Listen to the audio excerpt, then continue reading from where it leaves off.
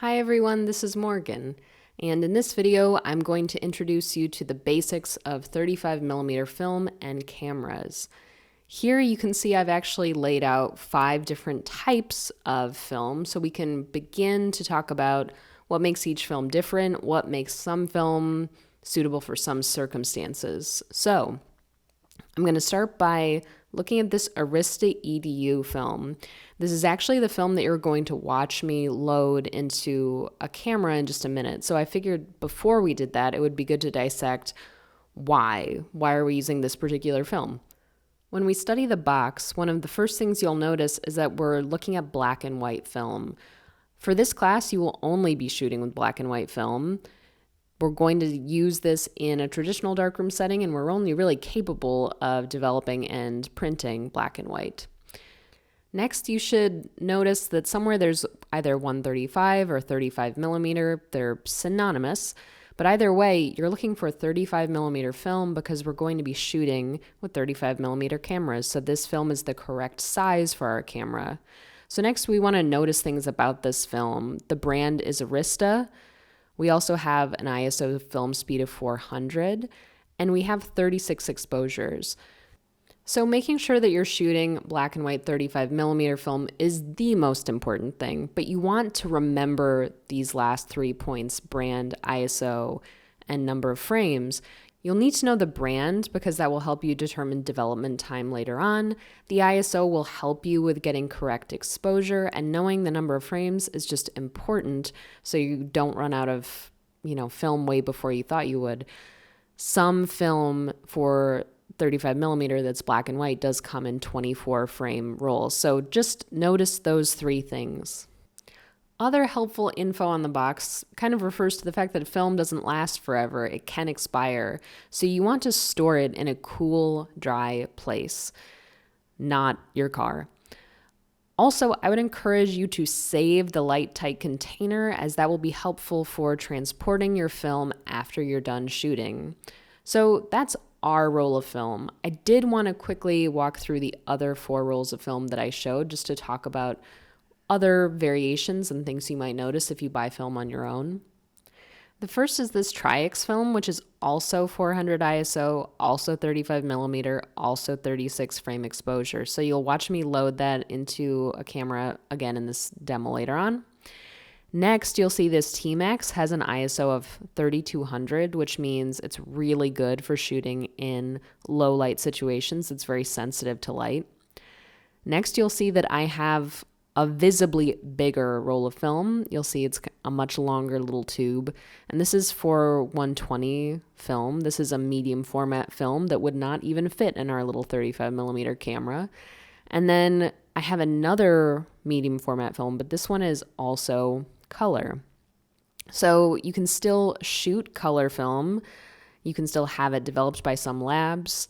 You can also buy kits to develop film at home, color film, but we don't currently have that capacity in the lab. So just be aware that these are the different variations and limitations of some films.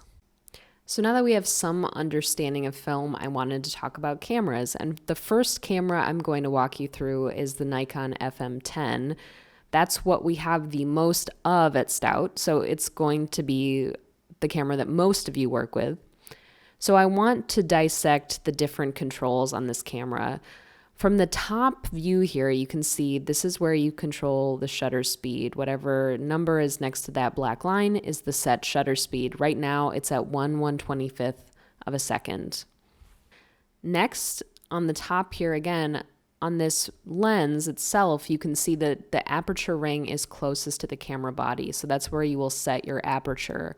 Right in front of that, on my particular lens, is where I can control the lens zoom. And then the focus ring is on the absolute front part of the lens. So those are the 3 controls of the lens. The shutter release is the button you press to take an image. The film advance lever, you will advance between shooting each individual frame of film. And then finally on the top here, I want to at least highlight the rewind knob. This will be important in loading and unloading film. On the bottom of our camera, I wanted to highlight 3 things. The first is there's a rewind button that will need to be depressed when you are rewinding film. There's also a tripod mount, so you can use a tripod if you'd like. And just so you know where it is, this is where you could change the battery. The battery is what allows the light meter to function, so if you ever think that your battery is depleted, it's a good reason to check with me, the instructor, and we can hopefully get you set up with a new battery as soon as possible. So before I show you how to load film, I figured we could review some of the basics. Again, here's the aperture ring. You can see me moving that around. Whatever is under the green dot is the aperture you've been set to. Above that, again, for this particular camera, you have the lens zoom. And then on the very top of the lens, you have your focus ring, which I'm actually not messing around with here, but I just wanted to point that out. So those are those 3 controls. Again, I wanted to look at the top of the camera and talk about ISO, which I mentioned you want to pay attention to when you grab your film.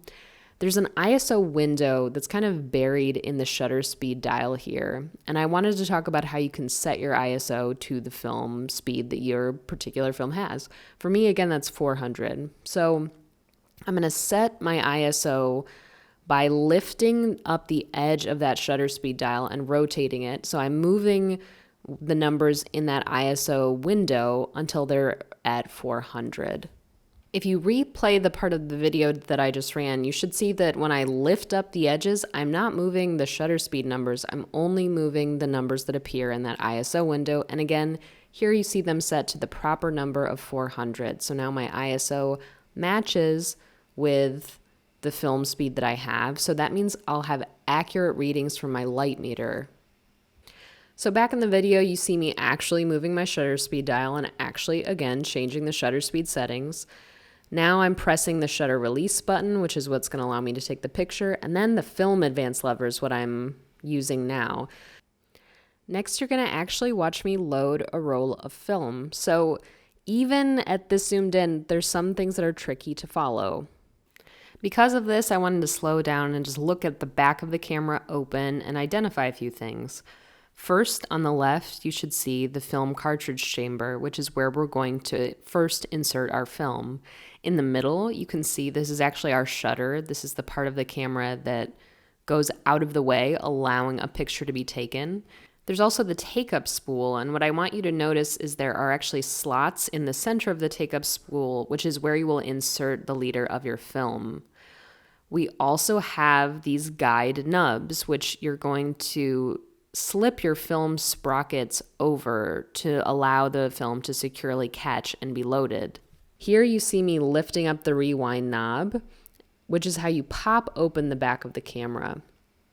So we're looking at the back of the camera. I'm choosing to load film in dim light, which I'd recommend you all do. Here you see me putting in the film and then depressing that rewind knob so it kind of clicks into place here. And I'm dragging the film across the back of my camera. You'll see I'm not pulling out very much at all. I'm trying to be really ginger with it. You should also notice that rewind knob moved a little bit, which is a really good sign that I've engaged the film properly. This is going to be tough to see even in the video, but I'm trying to advance my take-up spool, which is on that right side of the camera, so that I can fit my film into a little slot. And you actually see me having a hard time here, which I liked. Well, I like the idea of leaving in so you could watch me struggle a little bit. So by advancing my take-up spool, which you can see moving again on the right, I was able to bring it to a point where it was easier to put the leader of my film into a slot on the take-up spool. You also should see, if you're paying close attention, where I'm putting my fingers, I'm actually putting my film sprockets through these little nubs, which allow the film to catch and load properly. So you can see it's actually taking up on that spool really well. I can now close the back of my camera. Before we move on, though, I wanted to actually circle back and show you loading even more zoomed in so I could highlight some things. The first is these are those sprocket holes that I was talking about. You can see I've finally been able to slot my leader of film into one of the little slots again in that take-up spool, and I'm pressing on the film advance lever to make sure that my film is going to be able to wind up properly. So that's just a little, that's a closer look at a complicated process.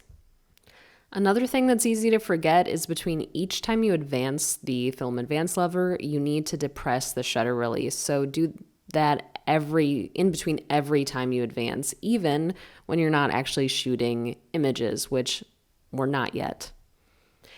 So even though I've been really careful here, you see I've pulled about 5 inches of film out of the light tight container that the film is currently in.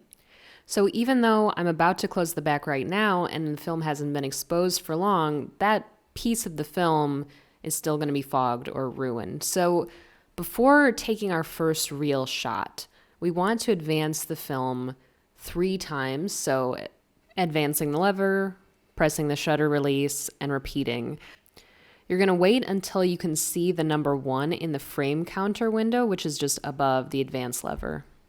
If you have one of these Nikon FM10 cameras, you are good to go, but some of you will have newer being a relative term, this is the Rebel 2000.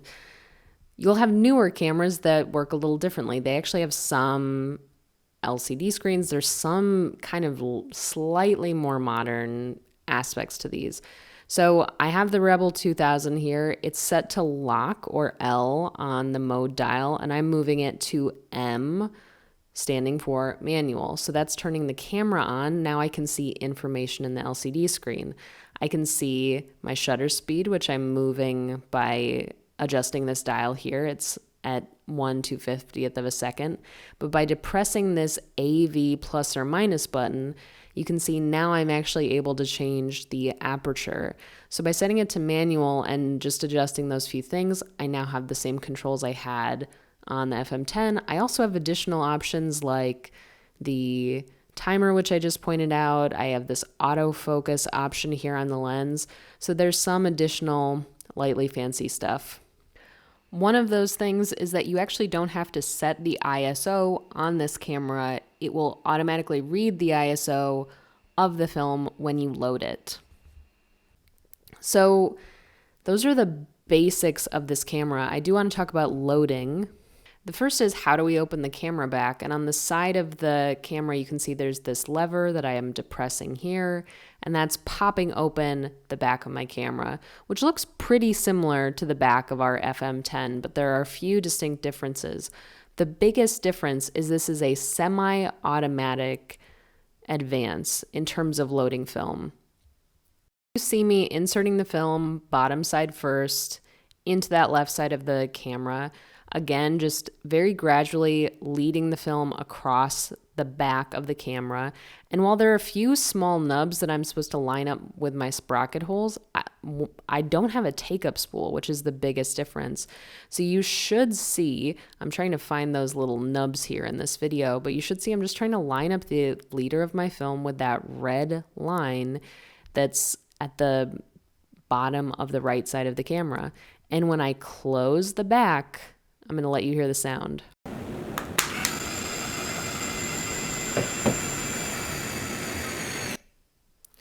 So once you hear that beautiful sound end, that means that your film is fully advanced.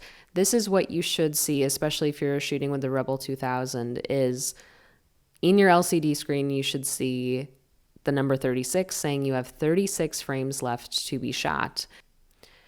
All of the late 90s, early 2000s cameras load pretty much the same way. Sometimes the lever to release the back of the camera is in a different position, but they pretty much load the same. So if you made it this far, congratulations, especially if you've been following along on loading your first roll of film. It is not as easy as it looks. In the next video, we'll talk about shooting and unloading. Good luck.